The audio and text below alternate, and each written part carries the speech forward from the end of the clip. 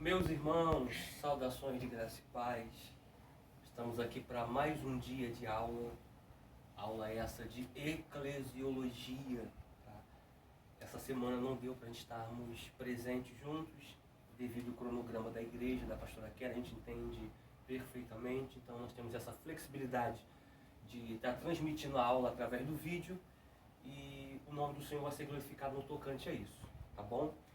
E desde já pedir você para fechar os seus olhos, vamos estar orando para adentrarmos na aula de hoje. Senhor, quero, ó Pai, te pedir, ó Pai, perdão pelos meus pecados, pelas minhas falhas, entregar, ó Pai, esta aula de hoje nas tuas mãos. A voz é minha, mas a palavra é tua. A tua palavra ela não volta vazia, antes ela faz o efeito a qual ela foi designada. Toma, ó Pai, as nossas vidas, ó Pai, nas tuas mãos. Que tudo, ó Pai, que venha a ser feito aqui, venha a ser feito para a honra e para a glória do teu nome. Senhor, glorifica o teu nome hoje, mais uma vez mais, através da tua palavra.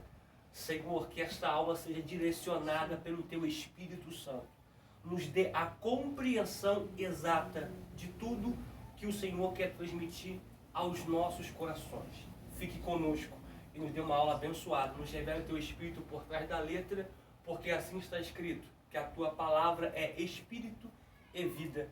Que possamos ter a compreensão exata de tudo que o Senhor quer falar aos nossos corações. Fique conosco, em nome de Jesus.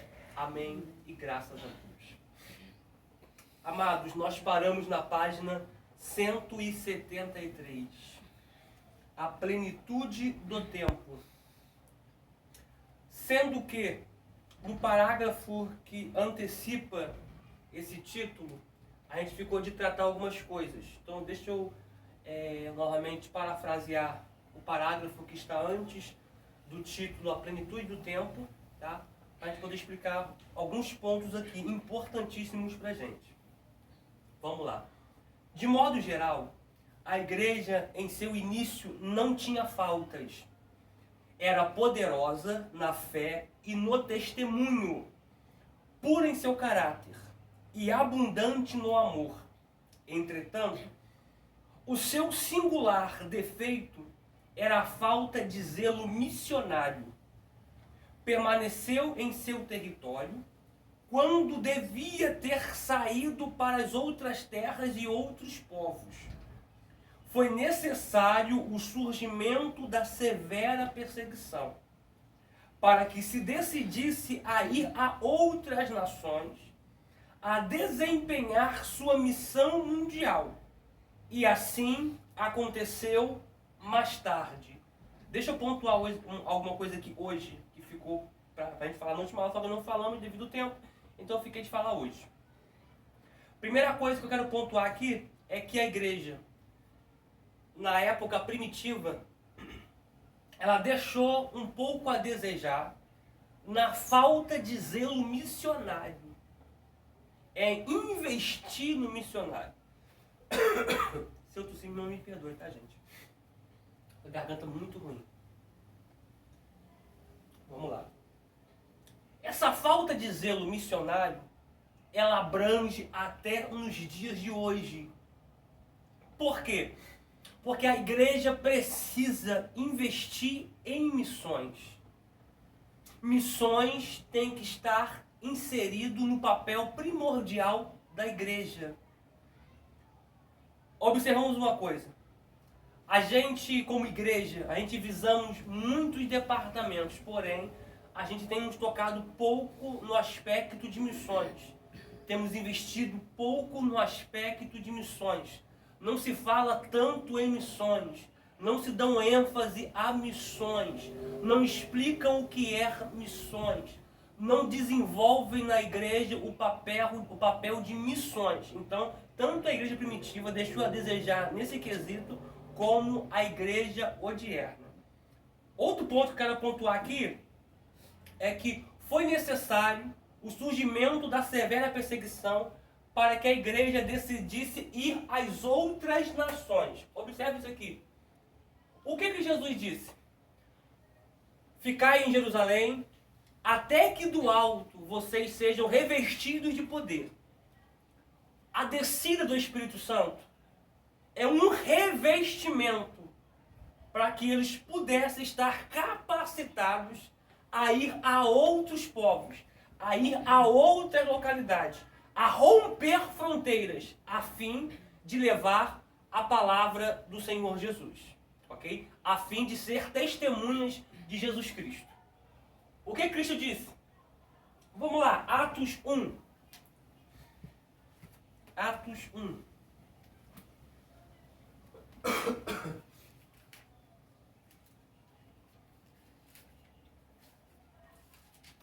Atos capítulo 1, versículo 8. Ó. Mas receberei virtude, ou poder, né? Do Espírito Santo, que há de vir sobre vós. Nós estávamos até falando sobre virtude hoje. Que há de vir sobre vós. É um texto muito conhecido. E ser-me-eis martireim, ser-me-eis testemunhas. Tanto em... Fala aí, vida. Jerusalém. Ó, vamos lá, ó. Como em toda a Judéia. Ó, Judéia. E Samaria. E até os confins da terra.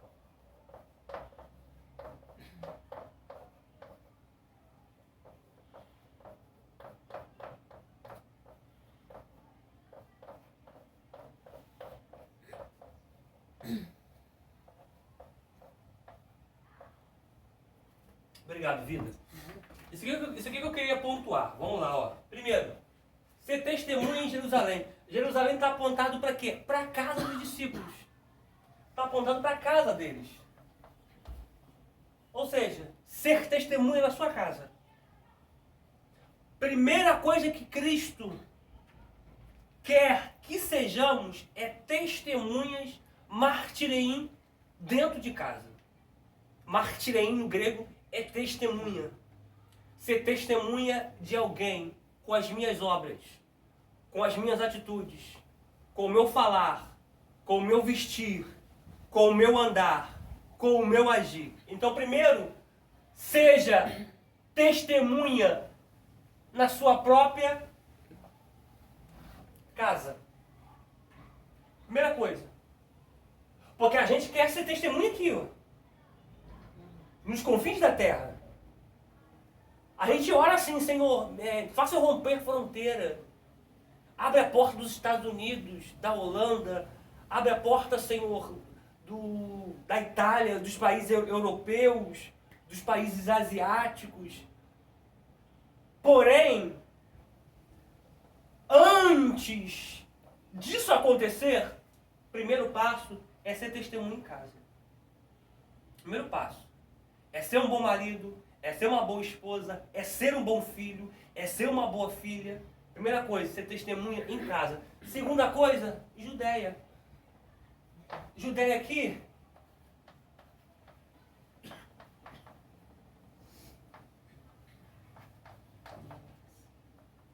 está apontado para a vizinhança. Primeiro, olha que observação. Primeiro começo em casa, depois na minha vizinhança, na minha localidade, no meu bairro, no meu município, na minha localidade, onde todo mundo me conhece, onde todos me viram crescer, sabe da minha personalidade, sabe da minha índole, sabe do meu caráter. Vizinhança. Eu acho isso aqui primordial, até porque eu tive um pastor presidente, a qual eu fui vice dele por quase 9 anos, 8 anos e pouco, quase 9 anos. E o critério dele para poder ungir alguém, ele ia na vizinhança da pessoa. Ele perguntava o vizinho quem era fulano de tal. Conhece fulano de tal? Ah, conheço. Ele mora com tanto tempo, tal. Ele é da igreja, tal, tal. O que você olha, o que o senhor acha dele? Ia nas mercearias, nos comércios, para saber qual era o papel, a índole da pessoa que aspirava à consagração. Então, primeiro, Jerusalém em casa, depois de vizinhança, que é a Judéia, depois Samaria. Gente, Samaria é um lugar onde ninguém quer ir. Por quê? Porque os samaritanos eram povos que se misturaram com povos assírios. Quando foram para o cativeiro, e dentro desse cativeiro dos assírios, os judeus se misturavam com os assírios, a fim de contrair laço matrimonial, e com isso surgiu os samaritanos, que são povos misturados. Então Samaria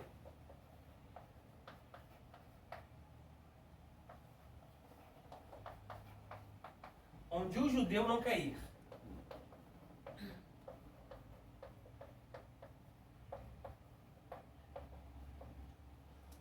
Isso aqui é interessante, porque vai ter lugar que a gente não vamos querer ir, mas por amor ao Evangelho, por ser testemunha de Cristo, nós iremos para poder levar a palavra de Deus.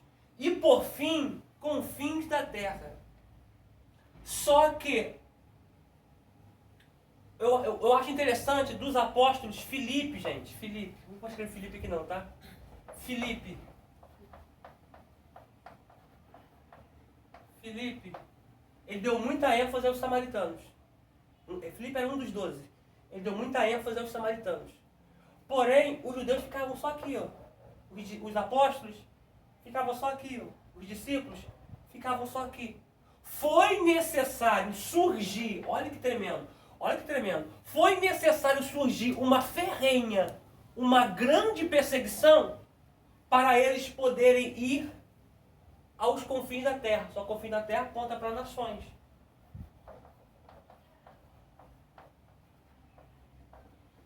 Aponta para as nações. Foi necessário uma perseguição para eles poderem ir para outras nações a fim de propagar o Evangelho, a fim de serem testemunhas de Cristo. Tá bom? Então escrevam aí. A gente agora vamos para o tópico de hoje, que é a plenitude do tempo. Página 173. Está dando para ver legal ali, vida? Perfeito? Sim. Obrigado, Preta. Vamos lá. A Palestina, onde o cristianismo deu seus primeiros passos, ocupava uma posição geográfica privilegiada, pois ocupava uma área onde era a encruzilhada das grandes rotas comerciais que uniam o Egito à Mesopotâmia e a Arábia com a Ásia Menor. Por isso, vemos na história descrita no Antigo Testamento esta área tão cobiçada sendo invadida por vários impérios. A língua predominante na época era o grego, uma língua universal, apesar do império dominante ser o Império Romano, que unia em um só governo boa parte do mundo conhecido. Era um governo pacífico e próspero, e suas cidades estavam em progresso, e viajar não era mais difícil por muitas estradas que foram construídas, tá? Só um adendo aqui, tá? Foi os romanos que construíram as rodovias, tá? As rodovias que trafegamos até hoje, no dia de hoje, quem construiu foram os romanos, tá? Quem construiu a primeira rodovia, tá? Não é? Ah, pastor, peraí, a rodovia daqui de onde eu moro foi o romano que construiu? Claro que não, tá? Mas quem deu a iniciativa de construir, de fazer rodovia foram os romanos. Aí daí para cá os outros países abraçaram a ideia, que foi uma ideia primordial, uma ideia esplêndida, e se espalhou para o mundo todo, ok? Até porque as viagens antigamente eram viagens somente marítimas, só por embarcação, né? Ou quem iria cruzar deserto? Entre um caminho desértico, e a areia, calor, outros preferiam o supérfluo conforto que uma embarcação lhe propunha, né? Então eles optavam pela viagem marítima, tá? Até os romanos começarem a construir rodovias para aqueles que quiserem viajar de navio, viajassem, mas aqueles que quisessem trafegar por rodovias, trafegariam por rodovias, ok? Vamos lá. Apesar de haver muitas religiões e filosofias, o mundo estava vazio espiritualmente. Assim, o mundo estava pronto para a recepção de uma nova religião. Jesus nasceu dentro deste contexto e que biblicamente se conhece como plenitude dos tempos. Gálatas 4, do 4 ao 5, vamos ler já já. A igreja, respondendo às ansiedades da época com a revelação de Deus em Jesus, conseguiu rapidamente conquistar o império, a plenitude do tempo. Não quer dizer que o mundo estivesse pronto a se tornar cristão, mas quer dizer que nos desígnios de Deus havia chegado o momento de enviar seu Filho ao mundo. Vamos lá, Gálatas 4, do versículo 4 ao 5.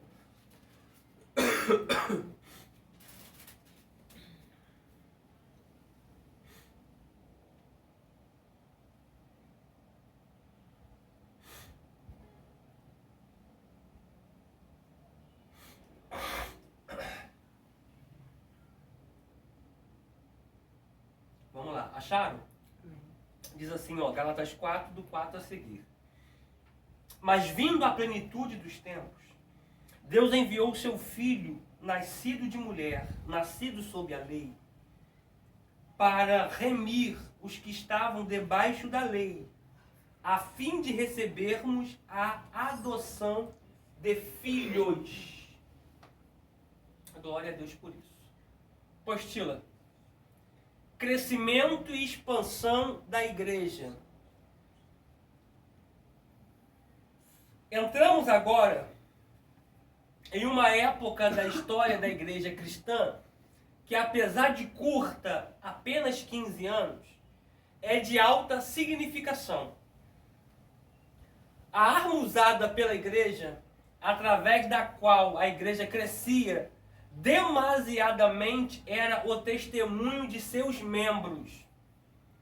Enquanto aumentava o número de membros, aumentava o número de testemunhas, pois cada membro era um mensageiro de Cristo. Aí vamos lá para os motivos desse crescimento. Os motivos desse crescimento foram: A. Perseveravam na doutrina dos apóstolos. Quando fala de doutrina, fala de palavras. Perseveravam na doutrina dos apóstolos. Por quê? Porque os apóstolos receberam os ensinamentos de Jesus Cristo. Automaticamente, eles passavam esse ensinamento. Porque a maioria da parte do tempo que Jesus estava com eles, automaticamente Cristo estava ensinando. Cristo estava pregando. Cristo estava lecionando. Pastor, mas Cristo também não fazia milagre? Claro que fazia. Mas primordialmente ele estava ensinando. Primeiro ele aplicava a palavra. Depois ele operava o milagre. A maioria, se pegar de 100%, 85%, 90% foi de Jesus ensinando, depois curando a multidão.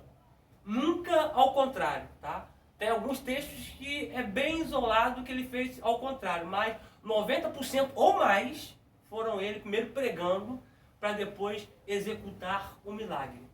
Porque a necessidade da igreja não é milagre. A necessidade da igreja é a palavra. O milagre é um acompanhamento que vem através da palavra. Tá bom? Então, hoje em dia, se dedica pouco tempo para a palavra. Eu fico para morrer quando nós somos convidados para ir numa igreja ministrar. Alguém fala assim, gente, chegou o melhor momento do culto. É a palavra. Aí vira pro pregador e diz, 15 minutos, tá, amado? 15 minutos, 20 minutos. Espera aí, gente. Isso me soa um tanto como hipócrita. Porque se é o melhor momento, por que se dedicar somente 10 minutos, 15 minutos, 20 minutos? Então, a igreja crescia porque eles perseveravam firmes na doutrina dos apóstolos. E qual era essa doutrina? Amar o próximo como a si mesmo. Por quê? Porque eles aprenderam com Cristo. Porque Cristo demonstrou isso. Cristo ensinou isso. Cristo propagou isso. Cristo viveu isso. Então, perseveravam na doutrina dos apóstolos. Ponto B. Perseveravam na comunhão e no partir do pão. Interessantíssimo isso aqui. Por quê? Porque em Atos dos Apóstolos faz algumas menções. E a igreja crescia e ambos perseveravam na comunhão e no partir do pão. Tá? Então, primeiro, a igreja precisa ter comunhão. Tá? Porque, tipologicamente, Paulo vai nos comparar com um corpo de Cristo. Sendo que Cristo é o cabeça. Gente, peraí. Se estamos no corpo, não tem como uma mão odiar a outra.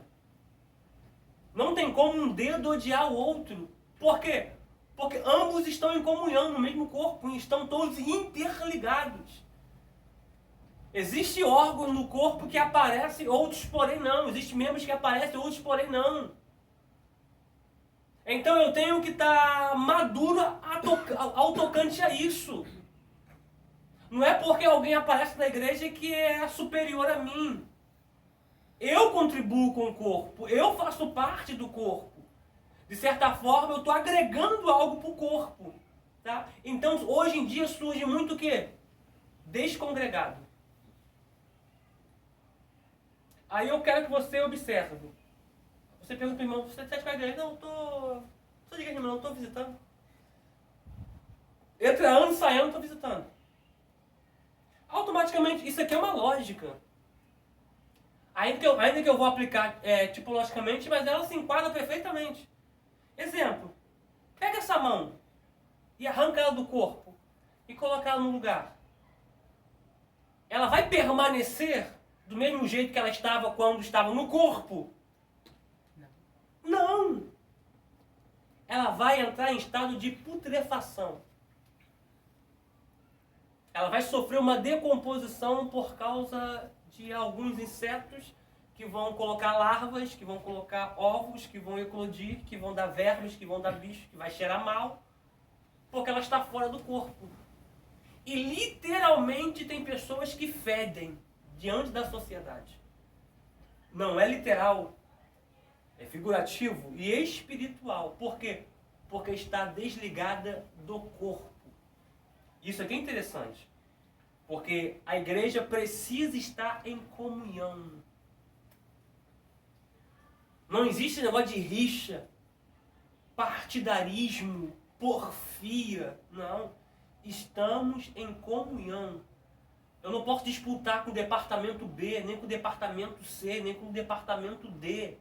É evento do departamento D, mas eu vou apoiar, porque fazemos parte do mesmo corpo e estamos propagando o reino. Então isso aqui é muito relevante a gente falar sobre isso. Tá bom? Ponto C. Perseveravam na oração. Oração, gente, não é alimento, oração é diálogo. Oração é conversa. Oração é intimidade. Oração é relacionamento. Porque todo relacionamento começa com diálogo. Não monólogo. Começa com diálogo. Começa com conversa. Tá bom? Ponto D. Possuíam temor, respeito. E o que está faltando em muitos hoje em dia, no tocante geral, é respeito. Respeito com as coisas de Deus. Se o cara não tem respeito com as coisas dele, é problema dele. Mas respeito com as coisas de Deus. Muitos sinais e maravilhas se faziam. Você observou que a igreja ela foi acompanhada de muitos sinais e de muitos prodígios? Automaticamente os sinais acompanhavam a igreja primitiva. Porque eles davam ênfase ao ensino da palavra. Eles estavam vivendo na íntegra a totalidade da presença do Espírito Santo de Deus. Ponto F. Muita alegria e sinceridade. Vamos lá, prossigamos. Vamos lá, ó. Na igreja de Jerusalém, surgiu uma queixa contra o critério adotado na distribuição de auxílios aos pobres. Porque você pensa que problema tem só na igreja de hoje, né? Paulo enfrentou muitos problemas no tocante à igreja. Principalmente a igreja de Corinto. Eu dei uma aula sobre a igreja de Corinto esses dias agora atrás. Focamos só na igreja de Corinto. Não terminamos ela ainda, ficou para sábado que vem agora. Paulo enfrentou muitos problemas. Vou citar alguns básicos. Imoralidade dentro da igreja. O rapaz estava abusando da mulher, da esposa do pai. E automaticamente a igreja não havia o corrigido, nem o disciplinado. Ele continuava fazendo as mesmas atividades dentro da igreja. Partidarismo, tá? Do 1 Coríntios, do capítulo 1 até o capítulo 4. Só partidarismo. Não, tu diga, eu sou de Paulo. Eu sou de Pedro. Tu não manda em mim que eu sou de Pedro. E tu não manda em mim que eu sou de Apolo. Estava sendo uma referência. A igreja estava sendo um referencial. Porque cada um seguia quem queria seguir. Cada um ia para o lado de quem queria ir. E outras perguntas acerca de adultério, Paulo vai respondendo no capítulo 7. Aí tem o capítulo 6, aí tem o capítulo 5 da imoralidade. Paulo enfrentou muitos problemas no tocante à igreja. Tá? Então problemas vão ter sempre. Mas esses problemas têm que ser resolvidos com maturidade, com o direcionamento do Espírito Santo, com o discernimento do Espírito Santo. Tá? Pois as famílias dos judeus gregos ou helenistas, vamos falar sobre isso aqui já, helenistas, eram prejudicados. Os apóstolos convocaram a igreja e propuseram a escolha de uma comissão de 7 homens para cuidarem dos assuntos de ordem material. Este plano foi adotado e os 7 foram escolhidos, figurando em primeiro lugar o nome de Estevão, homem cheio de fé e do Espírito Santo. Estevão foi o primeiro membro da igreja a ter a visão do Evangelho para o mundo inteiro. E esse ideal levou-o ao martírio. Tá? Vamos lá. Helenista, gente, vamos ver o teor dessa palavra.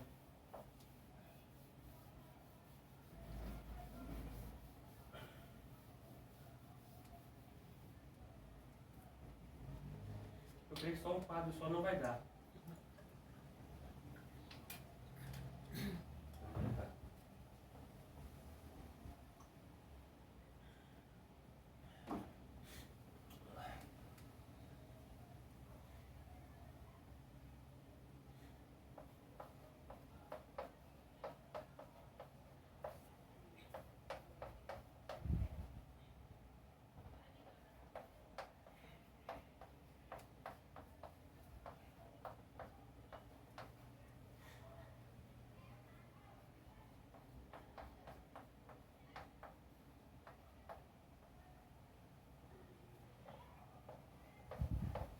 Dá pra ler, preto.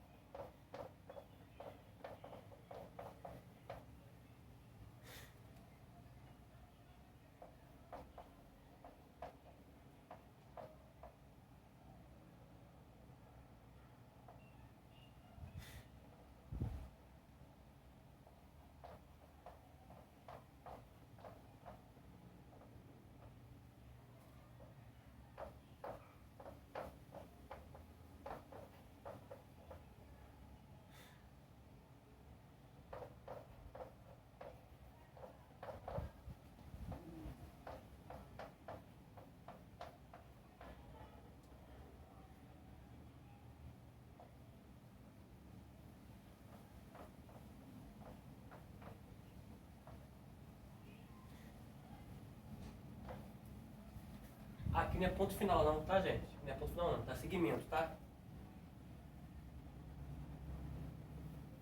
Devo escrever?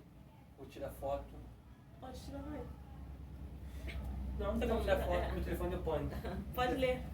Meu telefone deu pane, gente. Telefone.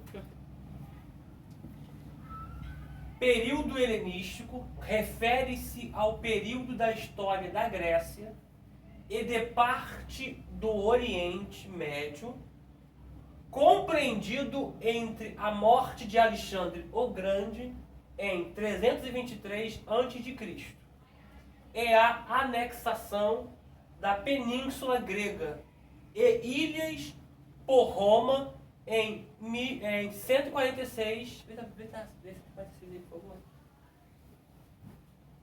antes de Cristo.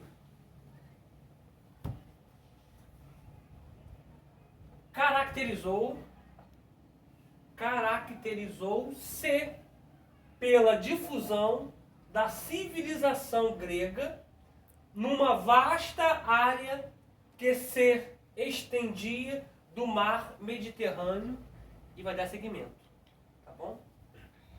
Qualquer coisa só maximizar a tela, dar um print na tela, tá bom? E copiar no caderno, ok?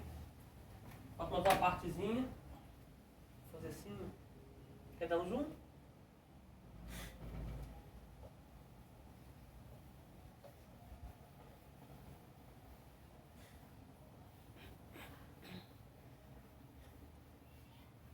Ou qualquer coisa depois eu tiro o print daqui, né? Isso. Do teu telefone e mando no grupo. Mediterrâneo, oriental,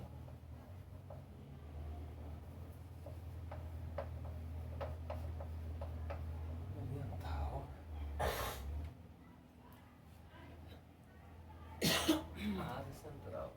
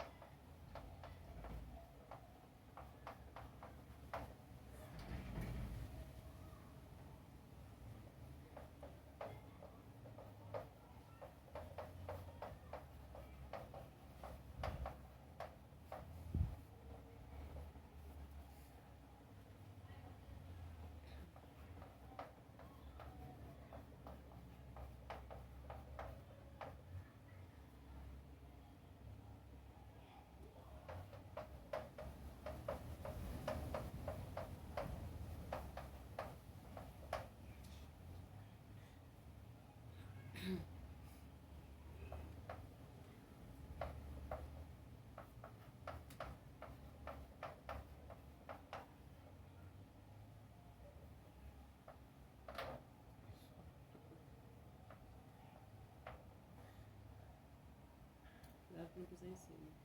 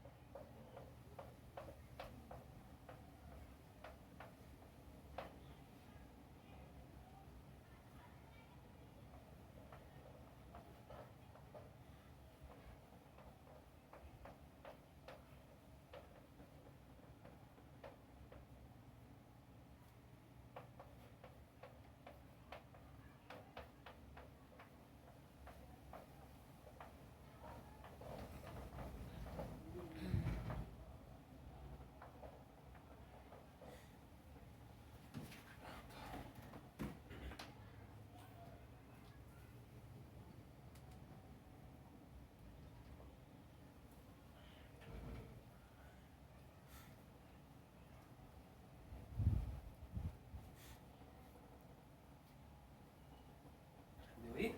Sim. Vamos lá então. Mediterrâneo, né? Que nós terminamos aqui. Mediterrâneo. Oriental. A Ásia Central.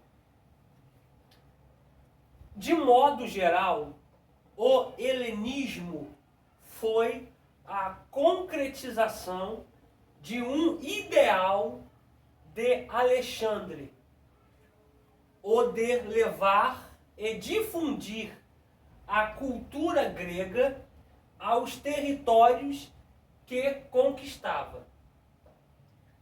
Helenista, aquele que é estudioso da língua ou da civilização da antiga Grécia.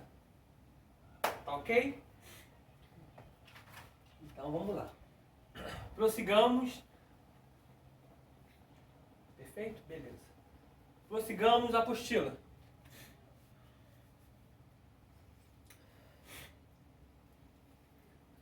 O primeiro incidente mais notável dessa perseguição foi a condenação de Estevão à morte.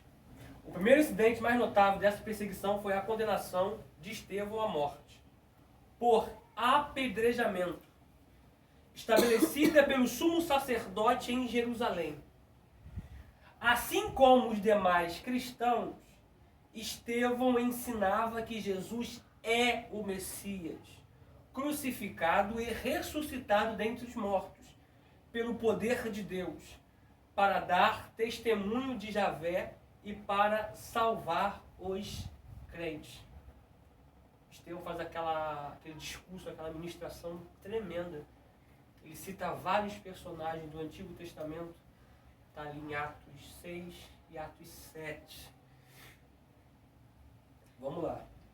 Na lista dos 7 nomes escolhidos para administrarem os bens da igreja, além de Estevão, encontramos também Filipe, um dos 12 apóstolos, Depois da morte de Estevão,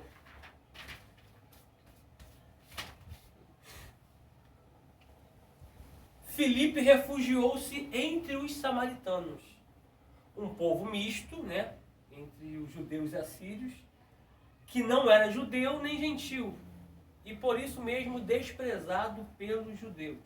Tá?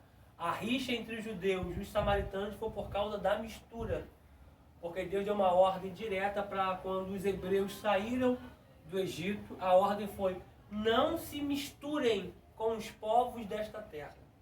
Porque Deus sempre quis um povo separado, sem mistura. Por isso Malaquias vai, com uma voz profética, sendo usado pelo próprio Eterno, ele vai dizer que veremos a diferença outra vez entre o justo e o ímpio, e de quem serve a Deus e de quem não serve. Porque quem serve a Deus não é misturado. Quem serve a Deus é puro, é separado. Tá? Na perseguição iniciada com a morte de Estevão, a igreja em Jerusalém dispersou-se por toda a terra. Alguns chegaram até Damasco e outros até a Antioquia. Por qual motivo sobreveio então as perseguições? A partir desta perseguição, os cristãos fugiam, porém pregavam o evangelho e testemunhavam das maravilhas que Jesus operava. O Pentecostes foi muito importante porque cumpriu uma importante profecia para a igreja de Cristo. Atos 1, do 8 ao 9. Vamos ler. Atos 1, do 8 ao 9. Atos capítulo 1, versículo 8 e 9.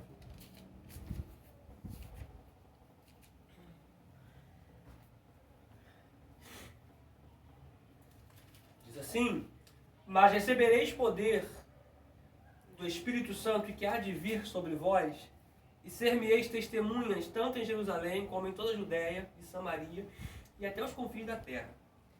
E quando dizia isto, veio eles e foi elevado às alturas, e uma nuvem o recebeu, ocultando-o aos seus olhos. Que profecia é essa, gente? Está lá em Joel. Abre, por favor, em Joel. Profeta Joel, capítulo 2. Livro do profeta Joel, capítulo de número 2. Perdoa pela tosse, tá, gente?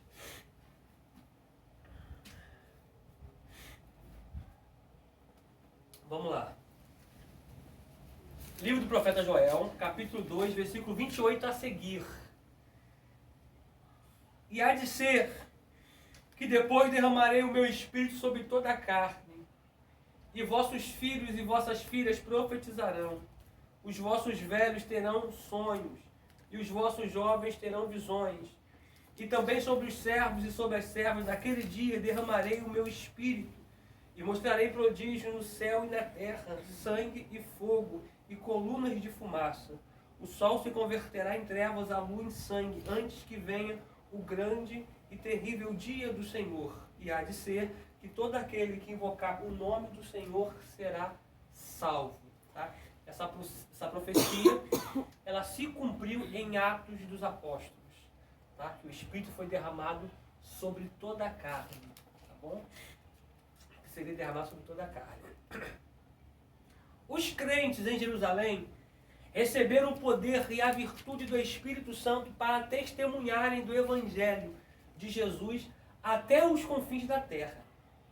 Apesar disso, infelizmente, Atos nos informa que inicialmente eles ficaram em Jerusalém até que o desencadear de uma onda de perseguição os obrigou a fugir. Atos dos Apóstolos, capítulo 8, versículo 1.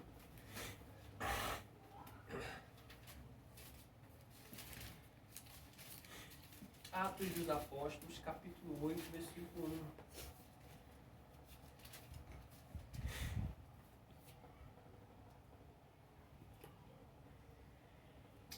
1. E também Saulo consentiu na morte dele. E fez-se naquele dia uma grande perseguição contra a igreja, que estava em Jerusalém. E todos foram dispersos pelas terras da Judéia e da Samaria, exceto os apóstolos. Vamos lá. Passados anos, a diferença entre os que acreditavam que Jesus era o Messias e os demais judeus em Jerusalém se tornou nítida. A separação absoluta entre a religião judaica e os crentes em Cristo como o Messias tornou-se inevitável. Até hoje existem judeus que não acreditam que Cristo veio e morreu na cruz. Porque a ideologia deles, de alguns, não de todos, de alguns, é que Cristo, filho de Davi, reestabeleceria o trono de Davi, sentaria no trono do mesmo, restabeleceria o governo. E Cristo estabeleceu não um governo físico, mas um governo espiritual. Tá? Eles ainda imaginam que o Messias vai vir, tá? Para poder cumprir o seu papel em Jerusalém. Hoje, Tel Aviv. Tá? Mas nós, que somos adeptos da palavra do Senhor, sabemos que Ele já veio, que Ele morreu, ressuscitou ao terceiro dia, está à destra do Pai e em breve irá arrebatar a sua igreja. Amém? A separação absoluta entre a religião judaica e os crentes em Cristo como o Messias tornou-se inevitável. Por isso, deram início a uma perseguição dos seus seguidores, com vistas a impedir a propagação do seu evangelho. Tá? Foi uma perseguição ferrenha. Quem era pego professando Cristo, que Cristo é o Messias, que Cristo já havia ressuscitado, era morto, era apedrejado, era escorraçado pelas ruas de Alexandria. Então foi uma perseguição ferrenha, a ponto da igreja se dispersar para poder manter-se a sua sobrevivência. Essa perseguição foi até certo ponto benéfica para a igreja. Deus aproveitou a oposição dos judeus ao crescimento da igreja para espalhar os discípulos de Jesus pelo mundo fora de Jerusalém.